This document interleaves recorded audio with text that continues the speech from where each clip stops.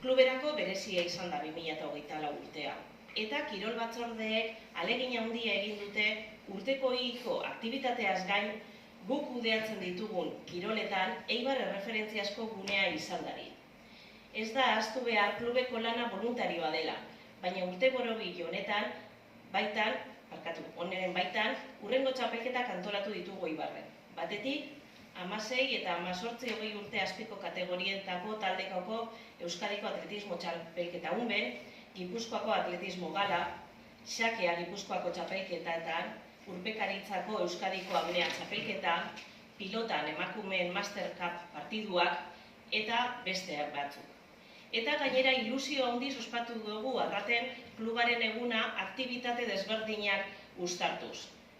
Mendiko finalista eguna, kaelo pilota txapelketa, nanopastorala, eta aipatutako hauek ohiko aktibitate bezala sartzen baldin baditugu ere, esfortzu handi bat egin da eta posa handia egin duten ekintza berri asko egin dira. Hasieratik hastearren, urtarrian 29an, Konstituzio egunaren bezperan, Eibarko mendirik altuena den urkoren igoera argiztatu genuen. Ofizialki, 312 pertsonekin.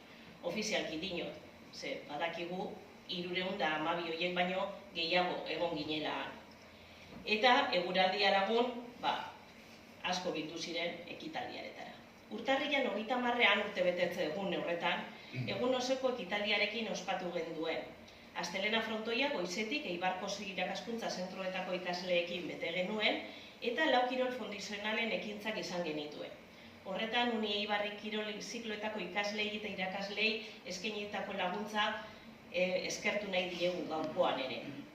Arratsaldean herri osoari zabaldu zitzaizkion ateak eta jai giroan errebelara hurbildu eta akta konstituzionala irakurri genuen. Jaia deportibo parean, dantzan amaitu genuen. Osoan zehar, klubeko kirolak kalera ateratzera saiatu gara.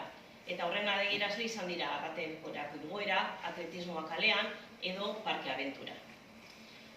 Arestian, urko argiztatu zuten 312 lagunen harira, 312 mendi igotzearen eta erregistratzearen ekimenak oso harrera ona izan du Eibarko mendizaleen artean. Ekimen honetan, mendia tontorreko konpartitutako argazkiak klubak, kirol eta kulturarekin izan duen loturaren adierazlea da. Argazkilaritzan oso garrantzitsua izan den Indalecio Jangurenen omenezko erakusketa inauguratu zuten atzo argazkilaritzako batzordeek. Eta aste honetan martxan dugu urpekaritzeko zinezuk zikloa.